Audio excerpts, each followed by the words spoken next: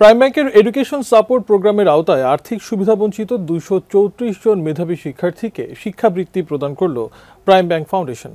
সকালে রাজধানীর army golf ক্লাবের অডিটোরিয়ামে 17তম বৃত্তি প্রদান এই অনুষ্ঠানের আয়োজন করে প্রাইম ব্যাংক ফাউন্ডেশন। অনুষ্ঠানে উপস্থিত ছিলেন প্রাইম ব্যাংক ফাউন্ডেশনের chairman Azam J Chowdhury, Prime Bank PLC chairman Tanzil Chowdhury, ব্যাংকের প্রধান নির্বাহী কর্মকর্তা হাসান ও রশিদ সহ আরও কয়েকজন কর্মকর্তা। 2007 সাল থেকে শুরু হয়ে দেশের 64 জেলায় আর্থিক সুবিধাবঞ্চিত মেধাবী শিক্ষার্থীদের উচ্চ শিক্ষা নিশ্চিতে বৃত্তি দিয়ে আসছে সংস্থাটি। এই প্রোগ্রামের আওতায় এখন পর্যন্ত মোট 4242 জন শিক্ষার্থীকে বৃত্তি দেওয়া হয়েছে।